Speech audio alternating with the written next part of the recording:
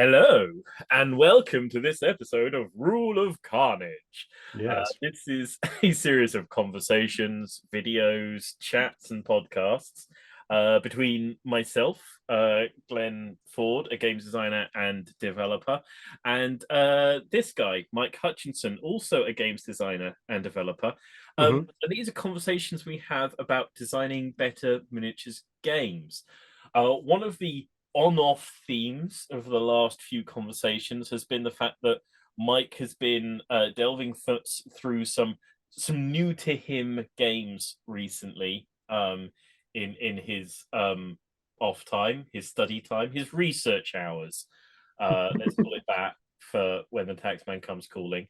Um, and he's been sort of being fired off and inspired to think about certain things in relation to them. And Mike, you were talking to me just before we started recording about well, you were talking about narrative preset lists. Would that be a fair way to describe it? Yeah. So one of the games that I played recently, and we talked about it a few episodes back when we were talking about activation bags, bags full of stones for organizing activations. That was Twilight that I was playing when I encountered that mechanic. And what the games that we played of Twilight were interesting because now I haven't got a copy of the rule book in front of me, but as far as I remember, or how it was introduced to me, is that there is no default way of playing um, Twilight insofar as like you get your models, I get my models, we tip them into the middle of the table and they have a fight and we see who if anyone's got any models left, which is like as I have ranted at Glenn in the past, like that is the way that people will always play your game, even if you tell them literally not to. But we were good and we did not play the game by just getting some random models and tipping them into the middle and having a fight.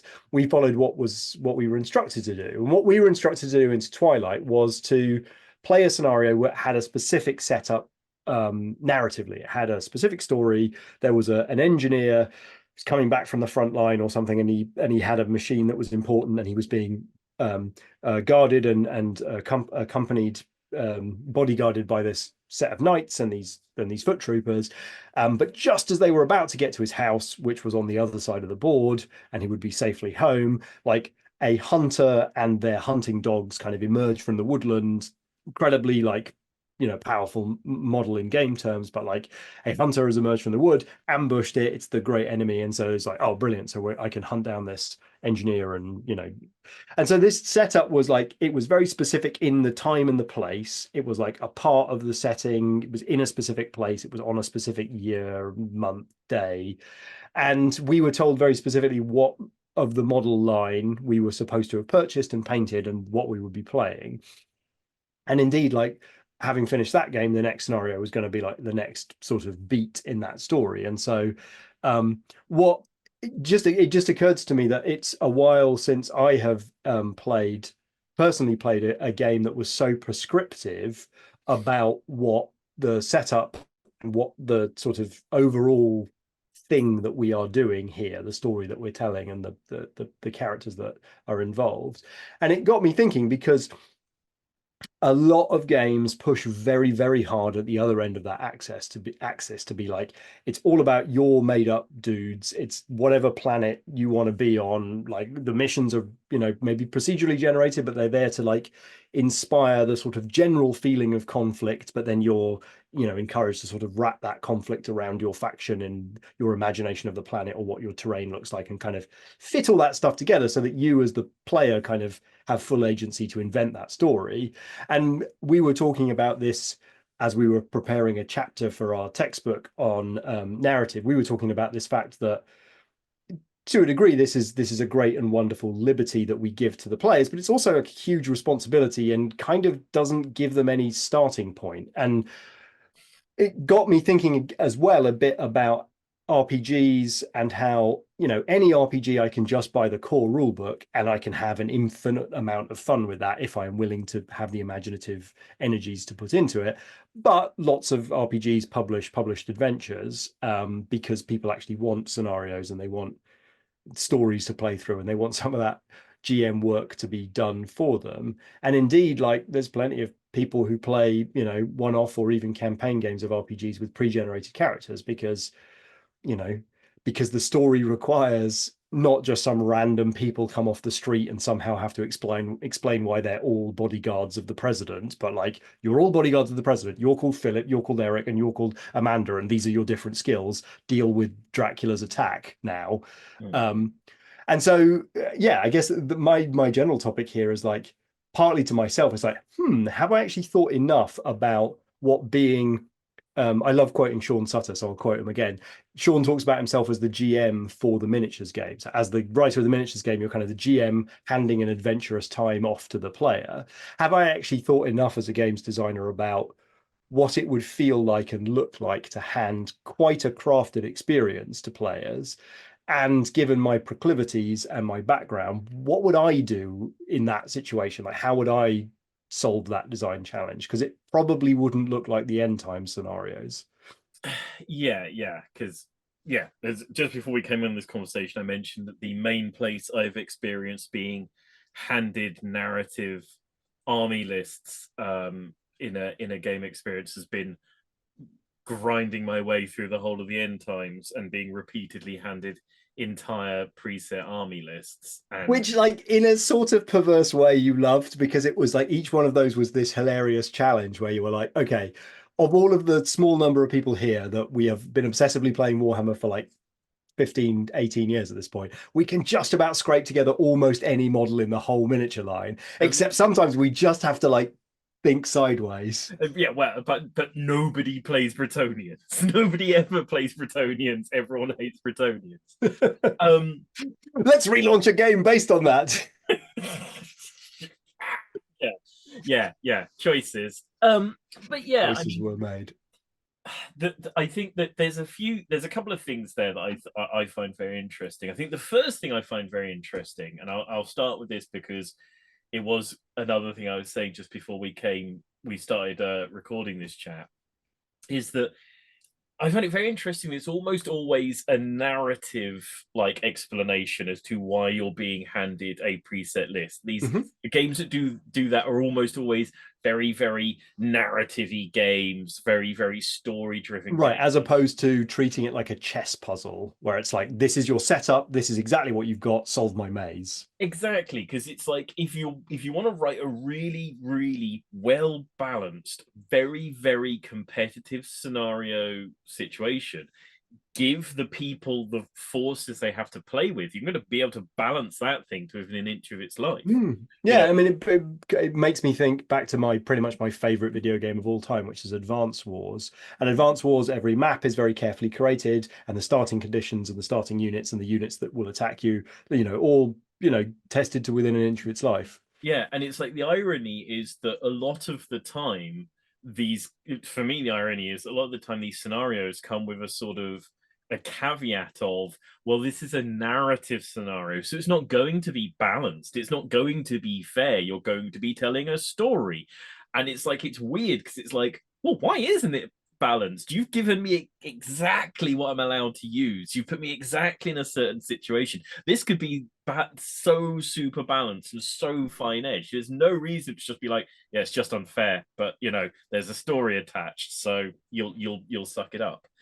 The other thing it makes me think is it's like the other main place I've sort of come across sort of quite set out narrative beats like that is often when a game gives you like a sort of introductory or tutorial mission. Yeah, that's a very common place to see it. Yeah, that you'll have like X many rules in the first game, and then have a few more rules, and it'll get. Yeah. I'm thinking my mind's going to Gorka Morka, where it's like there are two orcs, they walk towards each other. Yes, I was thinking some of the more sort of full-fledged, but yeah, sure. Now the thing that I've also experienced with that is playing through the first two sort of tutorial scenarios of a particular game.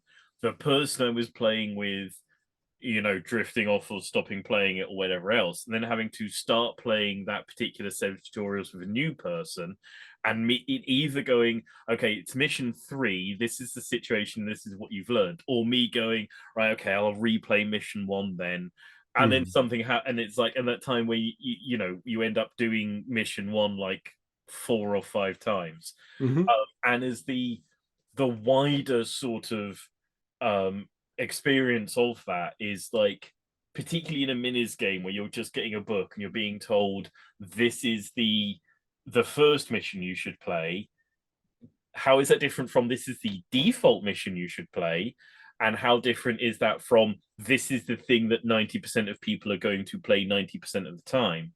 And if you've given them set lists, how much are you how, it throws people in at the deep end, sure, giving them character creation in an RPG, giving them list building in a tabletop game. But it's also sort of going, this is one of the coolest things. This is one of the most sort of fun things. That's why I'm force feeding you it like right off the bat. Whereas going like, okay, well, here's your force. Well, this is the only force I'm ever going to play. It's like when you sometimes get like pre-built Magic the Gathering decks, and there are some people who are only ever going to play 2 pre-built Magic decks that are in a versus pack that they bought from a shop somewhere with their brother or whatever, and they're never going to experience. And that's fine if it's fine, and if it's not fine, maybe it's a questionable decision to put that into your game. So let me introduce another thing that I encountered recently that sort of has been adding to this particular stew pot as I think about it, which is I didn't know this existed, but I encountered a copy of of an Inquisitor expansion called I think you pronounce it the Syrian Legacy. It's Cirian, Syrian. Oh, I'm going to go with Syrian anyway, even though it sounds weird in this context. But this is basically like a pre-written adventure for Inquisitor, which, having read the Inquisitor rulebook, like I was deeply hoping that such a thing would exist. And it is 3 campaigns, and each campaign has like 6 or so scenarios. And what's interesting is that reading this, it maybe could have benefited from some of that thing that Twilight's doing, because um, the this particular campaign, and I will get to like how this generalizes out in a tick, but like this particular campaign, it's set on a specific world in a specific like deep sea mining facility with a specific like sort of set of politics, and there's an administrator and there's his cronies and there's some people who don't agree with him, and it does all the things that a good role-playing setting does, in that it sets up a small contained world that you can't escape from, and then gives you a set of factions to interact with. And you get dropped in as the player as an Inquisitor and their warband, which makes sense for the first player and quickly becomes really fucking weird with the second slash third slash fourth Inquisitorial band appearing on this tiny, like, sunken research thing and like an outside. It doesn't make any fucking sense. Anyway, so there's some notes in, like, as the author of this campaign obviously like comes to realize this, and like at the beginning of the third campaign he begins to like write some notes about how to deal with this, and it's like, oh, it's so good. um it's like, what have I done? So I'm reading this and I'm thinking, well, there are some places in it where it starts to suggest, well, your Inquisitor gets ambushed by some cultists, or like some cronies of the administrator, because he doesn't want an Inquisitor. He's like, deal with the Inquisitor, cronies, just deal with the Inquisitor. um and so, like, almost immediately you've got this situation where one player is sort of being the hero in this particular scenario, and another player, or maybe the GM, or maybe you're sort of saying there's only one player and the GM is not really a player, is playing the cronies. And it got me thinking, like, there's a lot of scope here for doing a couple things. One is being a lot more specific about whether or not this is your scene, and playing narrative games where, okay, you get to bring your dudes, but your dudes aren't always on camera. Sometimes you're going to have to play the bad guys. And so those bad guys could be a supplied list where it's like, okay, the hunter and the three dogs turn up, or the group of auto pistol wielding cronies turn up, and like your job is not to bring another painted model for your existing force, but to bring that like temporary gang of mooks. Or, and I was thinking this is probably going to go into the incunabula, is like, what if you're supposed to create a couple of war bands and one of them is your heroes and one of them is your mooks, and like that immediately creates a situation. There's this bit where he's trying to describe like why inquisitors would fight each other, and like if both you and I have created a group of bad guys, then at least only 1 in 4 games our inquisitors have to have like a head to head, because we can play mooks versus mooks, you versus my mooks versus, and you get it.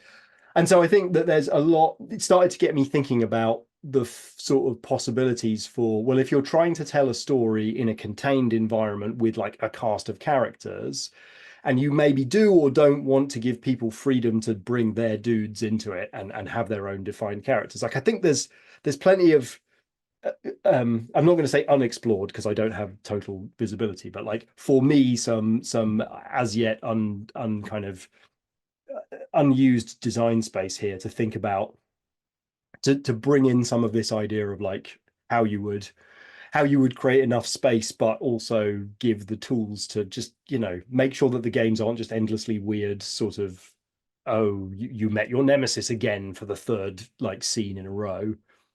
Yeah, I mean, yeah, this is one of those ones that I've sort of kicked around, sort of in head design, and never sort of brought out, because it's tricky and it's weird and it's asking people to do things other than play your game that they might have legit reasons for not wanting to do, where it's like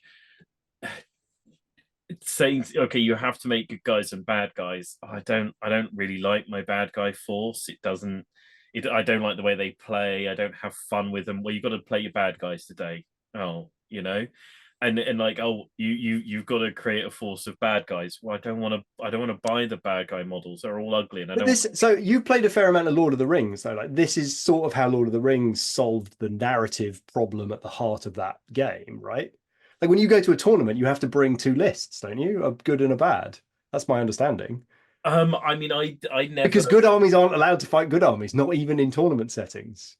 Yeah, I never sort of played certain. Not that I don't know if that was in the edition that I played, but Maybe not, maybe not. I've I've never played it very recently, so. yeah, I'd never come across that rule myself. I'd certainly had, Balrogs kicking goblins into, But you know. you have played some of the narrative scenarios for. I mean, question mark. Have you played some of the narrative scenarios for Lord of the Rings back in the day? No, no, I never played through the Fellowship, scenarios. I sort of always vaguely wanted to, but never got around to it because you could never find. And the thing with the Fellowship scenarios, with a great example of this, is that whoever's been the bad guy had to provide crap tons of stuff. Yeah, like all the orcs and goblins in the world. Yeah, because and not just that, because it's like, well, in this scene I'm fighting some goblins, in this scene I'm fighting some wargs, in this scene I'm fighting some orcs. My 7 miniatures, who are the best people ever, are doing all those things. Now you go and supply. We'll need 30 goblins this week. I think it's 12 wargs next week, and for Yeah, which is like a perfect arrangement for a specific gaming couple. And you, gentle listener, may have been in that perfect gaming couple where one person just wanted to paint 7 models and the other one was just like, I wish to collect all the things. Well, it's also what I often find that particular thing ends up being is a sort of a group or club thing where everyone agrees, Mm. well, everyone will do a few goblins and everyone will and then everyone gets to have a go as being the fellowship, and we'll take turns doing it. And those, in my experience, always fall to pieces because somebody doesn't paint their goblins, and somebody Your goblins, people, come on. and somebody, when they've had a go at being the fellowship, then goes off and plays X-Wing instead of coming back and doing their proper diligence of being a goblin and getting their head kicked off by Aragorn, who just, and it is always that thing of like, oh, you've got to be the mooks. Well, what happens with the mooks? Well, basically the mooks get just kicked into the sun by his hero, who just doesn't even notice that. It's like Aragorn doesn't even know your face as he's slicing it, or he's just going past, just like, oh, there's another head.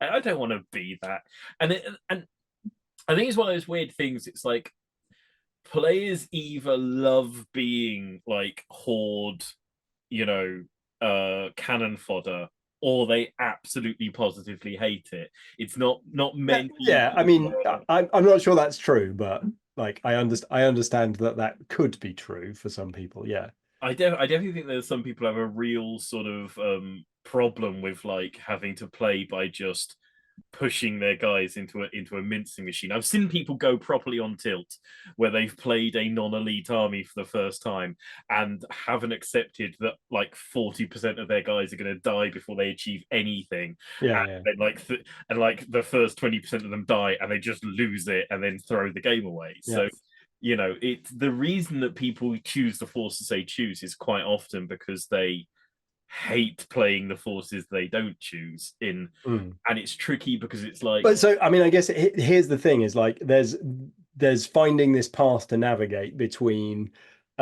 we want to tell a story that needs to have some specific beats or some specific adversaries in it, or it isn't really a story, and then there's the hobby or gameplay kind of desires of individual players and the balance of like how much I am going to get what I want versus sort of eat my vegetables to help other people have fun. And is there a perfect path through that, or where do you make compromises in order to deliver some nice EQ on that? Yeah, and I think a lot of the time where people deliver compromises is with the reason the good guys are fighting the good guys today is there was confusion about a particularly delicious pie that somebody thought. No, and I guess I'm sort of still focusing here in this conversation about like I'm assuming that we want to at least tell some kind of narrative, like we want to have a story being told that is in some way controlled by the GM or the game designer. Yeah, but I guess my point there is on a more serious front is there are the things you can have bend are the physical miniatures somebody has to physically buy, model, and paint. Yeah. The play style that somebody enjoys playing, which is part of the core rules of a game, and some people just don't enjoy certain rules and such like, or the made-up story you attach to what's going on. And by golly, you can be free with that made-up story. You can be freely mad, like things can happen. Oh, Aragorn was wearing a hood and no one recognized him, and that's why Legolas is trying to kill you. I can say anything. I can say literally anything. By golly, is the freest of those three pillars to monkey around with. That's the one where I can just yoink stuff around and I can make crap up, and it doesn't, I don't have to get somebody to get clippers out and put together. Yes, but like there are other elements here insofar as like a lot of us are looking to these games for inspiration for activity, and so like being asked to create miniatures for some people is a cost and for some people is an attraction. So if, for example, I'm invited, I'm inspired to go out and get some models or dig some stuff out of my bits box and assemble them and do those, like that can be for a certain class of player a solid positive. It's not like Yes, but there's the players. There's the players that generally is a positive for. Then there's the players where it's not just be inspired to make whatever minis you like, but get Farmer Maggot and Farmer Maggot's hounds specifically and paint them, and then it's Ooh, the Yeah, so guys that that there's is like, graduations on that. Yeah, yeah, exactly. you know, and you're sort of you in as with many things. But that's, I mean, that's I think what, and I do think that like in general, I'm in favor of where the trend has been. But like in general, that's the difference between the trend of I'm not going to tell you what the story is at all. I'm just going to give you a set of procedures that will potentially cause a story to emerge, and therefore you can insert any model that you have imagined in, all the way down to the farmer maggot scenario. And definitely like most games are up here on that part of the scale. I'm just interested because I hadn't really carefully analyzed like where I would have to make compromises or what would have to be true in order to get closer and closer to something that felt like a a pre-authored RPG story where it's like, no, I'm not giving you a system to play within. I'm giving you a novel, a piece of interactive fiction that you are welcome to play through.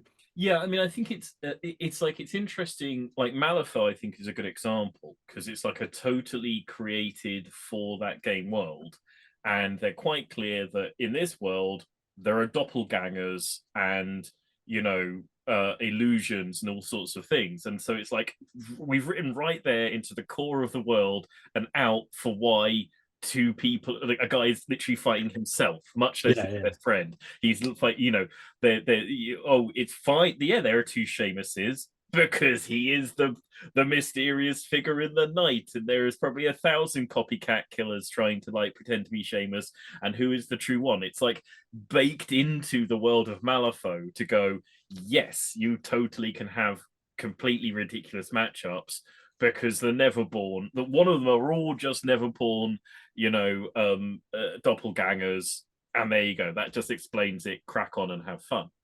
Um, and And it also does a lot of work with writing a piece of narrative where a scene happens and then providing a scenario that literally says, and if you enjoyed that, then here's how to game it, and here's the setup and the victory conditions and stuff, which I and I love. and I think it's one of those things where, and all I think all these things are like sliders between Yeah, one yeah. thing and another. And I think it's, and this particular slider is sort of, there's the story, you want to tell. Maybe you don't want to tell a story. Maybe you don't want to have to make up a story. And there's a story that I want you to tell with your gaming session that I think is fun and interesting and cool.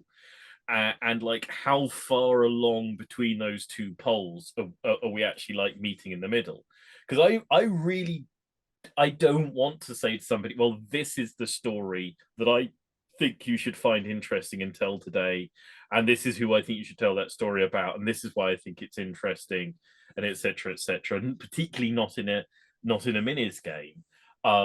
Sure, sometimes I want to be like, this is generally what's happening. This is a path you've been down in this sort of campaign. This is like, you've got some sort of nemesis system where like, okay, we've got a campaign with 5 players in it, but if there's one player that keeps killing your hero, we can build up some points, and those two can have a grudge between each other. There are lots of ways I think of building it emergently, mechanically into the way Mhm. that different players play each other. But I'm personally very sort of very wary about telling people what story they're going to tell today, what the story they're going to tell today is. I'd much rather sort of have it Yeah, and I completely play. understand that, and I completely buy it, and it is the way that I tend to design, and that is why I'm deliberately examining the other end of that and going like, all right, imagine I am exhausted by having to come up with my own characters and my own scenarios and stories and explanations. Like, what if I am much more interested in reading a good novel and having that novel explode through toys on my tabletop, and like having someone who's good at crafting narrative sort of craft a narrative, and I get elements of interactivity in that because like there are action scenes and I break we break down onto the table when it's an action scene, but then like there are moments, narrative moments, or choose your own adventure moments or something where what would it feel like to take, it's not taking control, it's like sort of taking the void away from people and saying, hey, like I'm a skilled storyteller, let me tell you a story and you will be part of that. So I think there's like, again, like I am very excited about emergent narrative design and the way that these games are fantastic at giving you the tools to like create surprising stuff, and then you also have the tools and the conceits to stick those random events together narratively. Like that's what I love almost more than anything about this stuff. I'm just interested in what happens when you start from a different sort of, with a different endpoint in mind. I mean, I personally think that the sort of quick answer, and well, quick because we're not going to have the sort of the time to We're really, going to wrap this up in a sec. It's too is hot here tonight. yeah, is solo or co-op play. You know what I mean? It's like Mhm. if you give me a set of solo rules, be as prescriptive as you like with the scenario and the story, because I know that I'm going to be able to play one game after another, and I'm going to be able to like look at it and decide whether I want to tell that story. As soon as it gets into a versus thing, and then I say even co-op, I'm fine with it in co-op. As soon as it's a versus thing, it's very much like this is so much harder, and so and puts one player into so much more of a potentially difficult or irritating place. And I think Mm. yeah, I think my short answer to it is write it as a solo or co-op game, and then like so many of those problems just instantly evaporate. So Mm. it's fine that it's like a huge hobby thing, because it's like my personal quiet little task that I'm beaving away on. It's fine that there's bad guys because no one's really operating them, so nobody has to, and if it's an AI force, nobody has to play the force that they don't enjoy playing because the AI is playing it anyway, so that's okay. So Yeah, yeah, that yeah. would be my short And answer. if you have written Solo Inquisitor, the miniatures game, let me know because I'll be up for playing that. That sounds great. Yeah, no, I mean, absolutely, yes. Because there's only, in these stories, there's only ever one set of badasses, and the rest are just, there for to be meat ground for the camera. Yeah, I mean, that said, I'm sure that there are some games out there who have done very splendid, very tightly controlled, versus two-player narrative games. And if there are, I'd love people to swing down to the comment section and tell us about it. I'd love those people to like and subscribe to this channel as they do so. And I'd also love for those people to swing up into the section just below the video and click through to our Discord and tell us about such things there. And then go by to Mike and my websites and buy things from us that have Is now. this too prescriptive a narrative as well? I mean, well, this is exactly, people are into, if people who are into prescriptive narratives are now the perfect people because they have to follow all of this now. I'll tell you a story, and lo, you will go down to the links, And lo, great games will arrive on your doorstep. and thusly you will be filled with joy and happiness as you play splendid games by wonderful people. Yeah, that all aside, for now, from this episode of Rule of Carnage, I think it's gonna be a thank you, goodbye. So, thank you, goodbye. Bye. Goodbye.